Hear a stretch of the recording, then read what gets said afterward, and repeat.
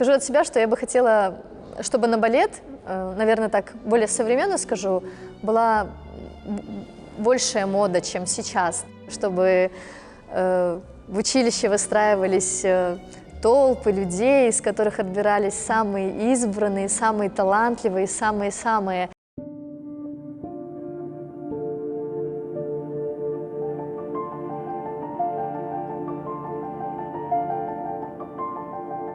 Максимум 20% из зрителей понимают, что мы делаем именно по движениям. Да? Можно видеть, что она легко танцует, там прыгает хорошо, крутится хорошо, но именно вот само качество движения, я думаю, у нас немного таких гурманов, которые разбираются, дотянула ли она стопу во время прыжка или не дотянула. То есть все равно зритель первое, что видит, это внешность.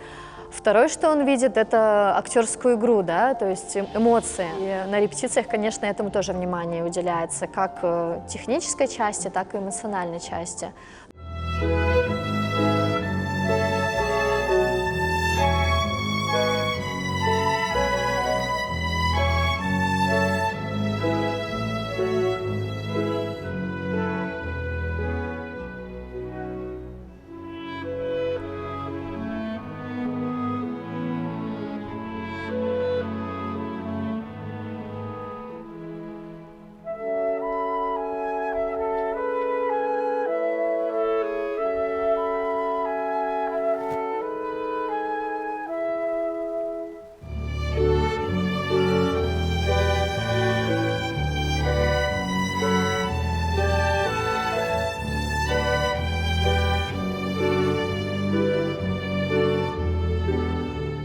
Я родилась в Караганде, родители мои родились в Караганде, а история началась с бабушек и дедушек, которых отправляли, как правильно сказать, поднимать целину, или как это все было верно. И с папиной стороны бабушек и дедушек отправляли, и с маминой стороны бабушек и дедушек отправляли. Вот, поэтому вот таким образом я там оказалась, но вся родословная у меня все русские, мама украинка.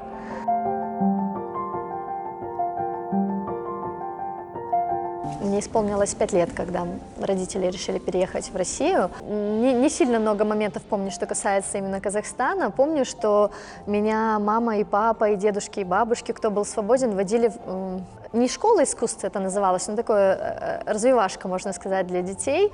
У меня даже фотографии есть, где мы стоим, все малыши такие 4-летние, с открытыми ртами. У нас было пение, был английский язык, хореография.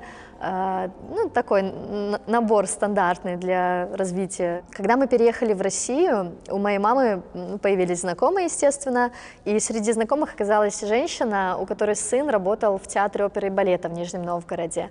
И мама почему-то так загорелась этим, хотя сама она медик, и она никакого отношения к творческим профессиям не имеет, и она не из тех людей, которые с детства сама хотела стать балериной, но у нее это не получилось, и она решила свою мечту воплотить в дочери.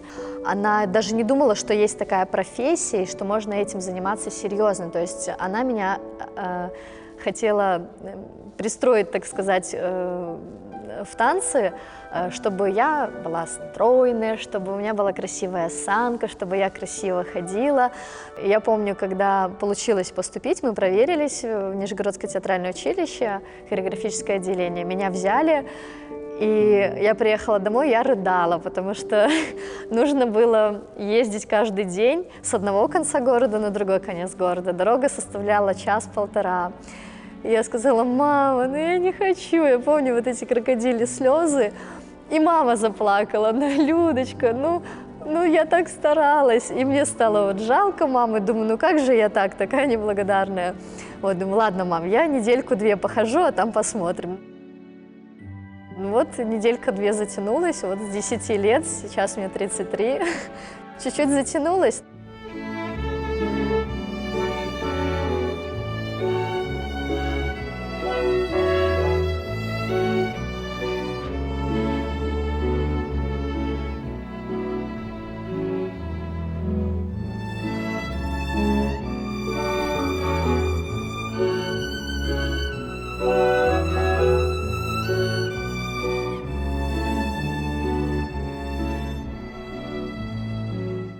Первое мое выступление было, наверное, в в 11 или в 12 лет. Это было в Нижнем Новгороде, мы учились в училище, и меня и еще одну девочку с нашего курса выбрали как самых талантливых, самых лучших, и нам доверили партию пажей.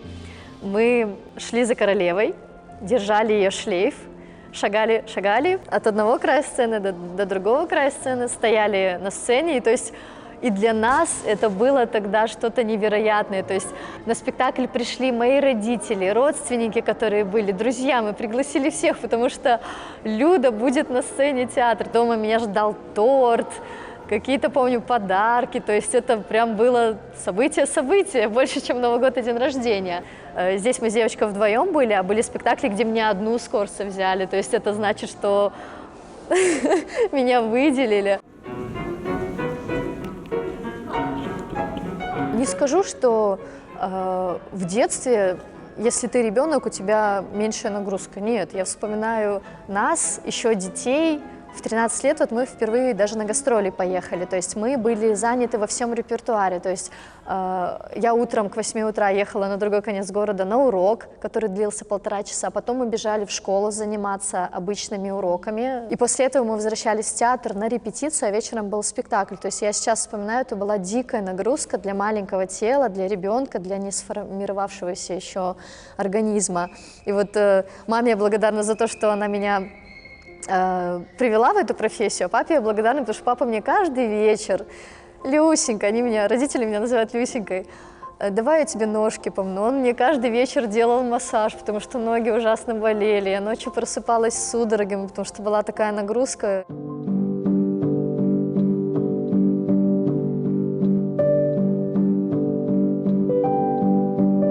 Совсем маленькая была, училась еще, танцевала премьеру спектакля «Золушки». Не у меня была премьера, а в театре была премьера.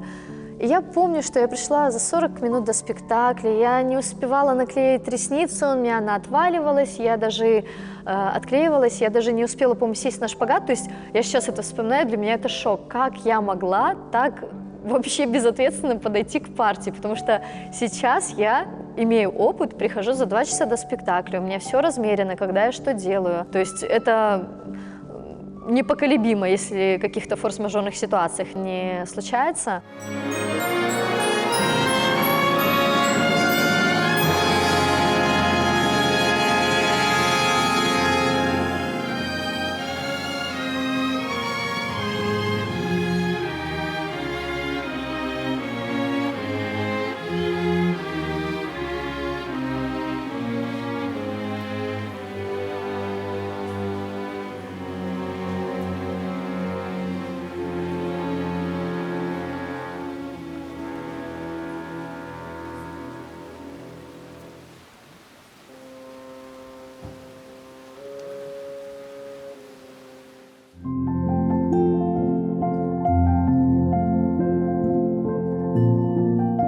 Я со своим тогда молодым человеком Сашей Бутримовичем мы приехали в Минск. Сашу видели на конкурсах, и его пригласили сразу на ведущего солиста. То я приехала, так сказать, за компанию, и после просмотра меня приняли в кардебалет Большого театра Беларуси. Вот с тех пор я и работаю в этом театре. Мне дали список заветный, список партий, которые я должна была выучить. И, конечно, там были не кардебалетные партии, а сольные. Я напротив каждой партии уже поставила галочки, то есть этот список был сделан. И после этого меня перевели на ставку солистки.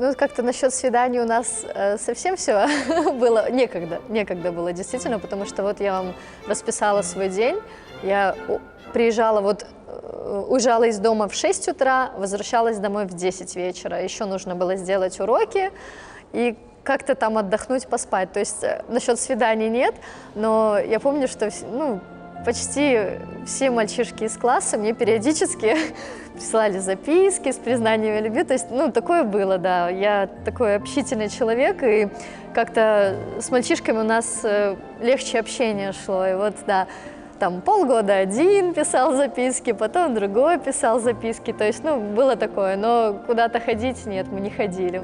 Какие клубы? То есть я в клубе была один раз в жизни, и это было вот в Минске лет 12 назад. То есть это не моя такая тема, и мы настолько уставали в детстве, что никаких вообще ни гуляний, ничего не было.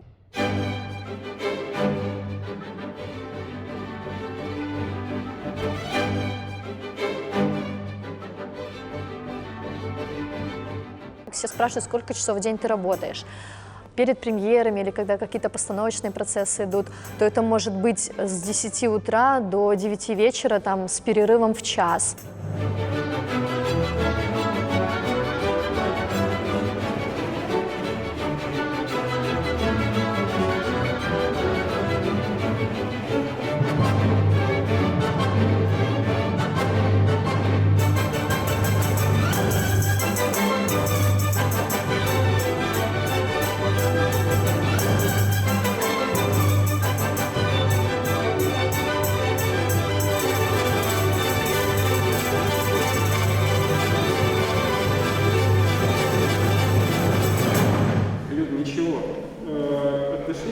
Сделай мне вторую половину первой части. Вот там похожесть не хватает. То есть я примерно понимаю, что ты хочешь сказать, но ты этого не говоришь до конца. И сейчас у меня второй спектакль. Завтра будет «Золушка» после болезни.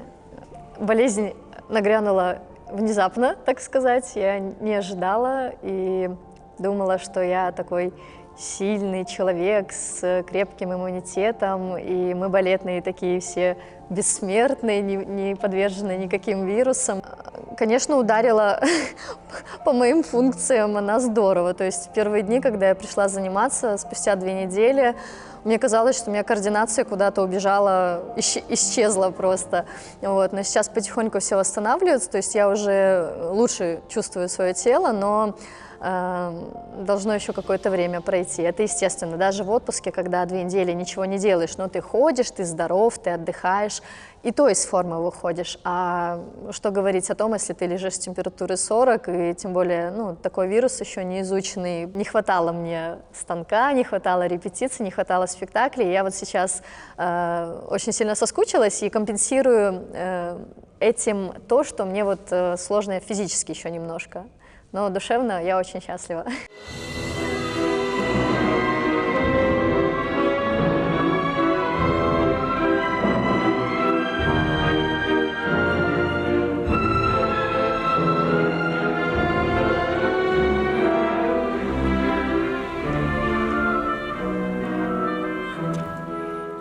В театре я познакомилась со своим будущим супругом Олегом Еромкиным. И спустя некоторое время у нас появился Даник.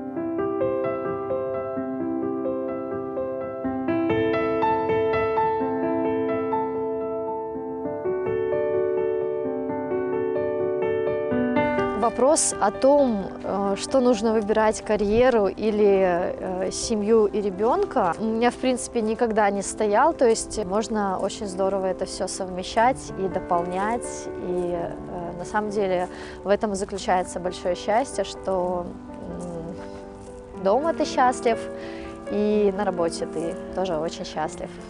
Я не простила бы себе, если бы я не видела первых шагов Даника, не услышала бы его первого слова, не увидела бы, как он впервые переворачивается, ползет. То есть для меня в любом случае детство ребенка, его развитие, безусловно, на первом месте, как бы я ни любила свою профессию. Когда я узнала, что нахожусь в интересном положении, это как раз был конец сезона, и когда срок беременности был 2 месяца, я станцевала свой крайний спектакль, и с тех пор я уже не выходила на сцену до рождения Даника. То есть я проводила свой декретный отпуск с семьей.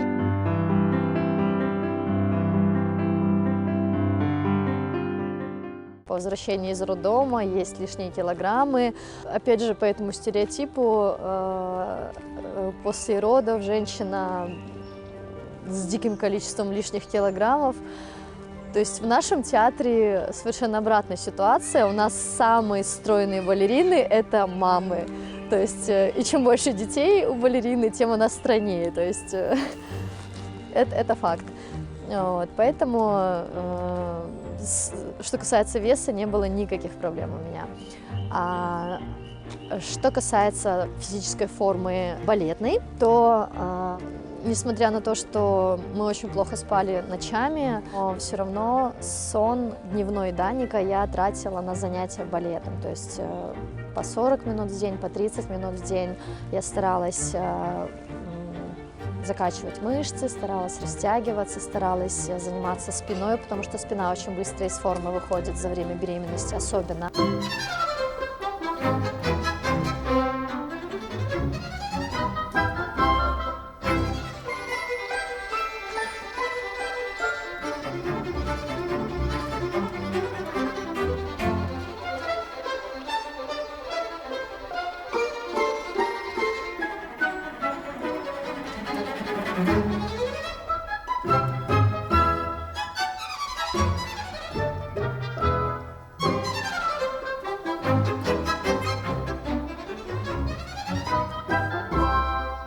У нас каждый сезон начинается со взвешивания, то есть мы уходим в отпуск, 47-48 дней длится наш отпуск, и по возвращению из него в начале сезона, в сентябре, проходят девочки все взвешивания, и некоторые мужчины, которым это необходимо. Есть балерины, которые употребляют в пищу все, что захотят, и никак это на фигуре не отражается. Есть те, кто надо сдерживать себя, да. Например, у меня, когда много нагрузки, я физически не могу после нагрузки что-то кушать. То есть у меня, если полдня репетиции, я прихожу домой, я голодная, но понимаю, что не могу еще есть. Вот. Также тоже касается спектакля. После спектакля слышу, как живот просит: покорми меня, покорми, а не хочется, такой отходняк еще. Вот, поэтому, что касается меня, я придерживаюсь определенного режима, я стараюсь вечером не кушать. Когда я вижу, что появились лишние килограммы, я стараюсь не исключить смачное, но чуть-чуть придержать себя, так сказать. Вот.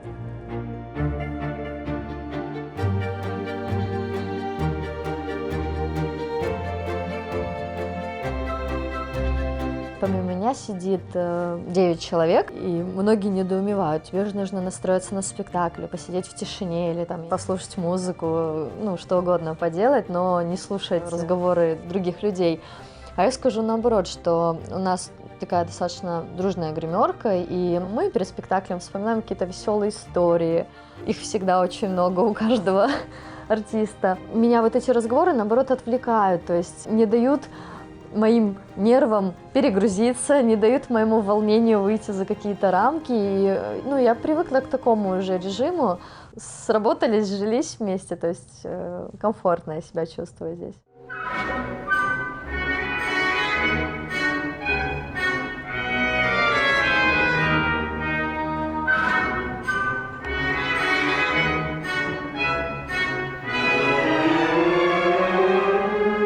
Появление Золушки, она вот такая магическая, не знаю, какая-то вот нереальная, то есть волшебная, чудесная.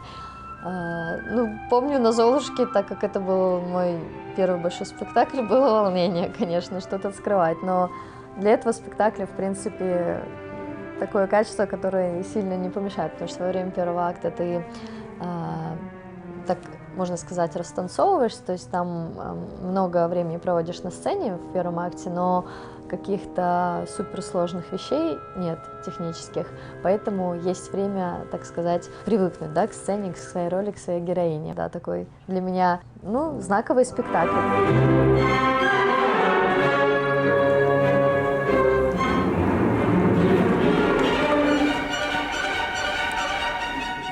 Золушка долго идет в нашем театре, если я не ошибаюсь, 11 лет точно. Нет, не отличался по костюмам. Костюмы новые не перешивались. То есть периодически бывает, что спектакль какое-то время не идет, потом восстанавливается, костюмы со временем портятся, цеха пошивочные шьют новый комплект костюмов. С этим спектаклем такого не было. В принципе, все достаточно в хорошей форме, и декорации, и костюмы, и, в принципе, никаких вопросов нет. То есть это такой же спектакль в таком же виде, как и был 12 лет назад. После спектакля такое ощущение было во время «Золушки», что у меня периодически заканчивался баллон с кислородом. Мне так казалось. То есть я своему партнеру сказала: пожалуйста, ты меня ни о чем не спрашивай, потому что мы достаточно часто на сцене переговариваемся, общаемся. То есть удобно ли я взял, там, извини, или что-то, или чуть быстрее, ну, какие-то фразы такие. Естественно, мы не разговариваем, что ты сегодня кушал на обед, не такого плана нет, то есть в рамках танца все. Вот, то сегодня я предупредила, я говорю, если ты будешь спрашивать, я не буду отвечать, ты не пугайся, не обижайся, потому что я просто буду экономить свое дыхание, потому что если я еще буду разговаривать, то меня может не хватить до конца. Чувствуется, конечно, и чувствуется, что тело я еще свое, что я вам говорила, не сильно контролирую, не до конца точнее. И дыхание, вот, к сожалению, да, но я верю, что все со временем постановится. Чем взрослее, может быть, становишься, тем более теплее, наверное, относишься к этому спектаклю. Сегодня я, несмотря на то, что там тяжело было по дыханию, еще не в лучшей форме, но какой-то у меня трепет остался к этому спектаклю все-таки. То, что первый спектакль мой был, и сам спектакль такой, он уютный, я скажу, такой очень. Все спектакли про любовь. У нас нет ни одного спектакля, честно, может быть, только «Три поросенка», и то. То есть у нас нет таких спектаклей. Мы периодически тоже обсуждаем наш репертуар и, в принципе, балетный репертуар. Я думаю, в каждом театре это все-таки про отношения. То есть нет такого спектакля, который не касается этой темы. У нас все про любовь.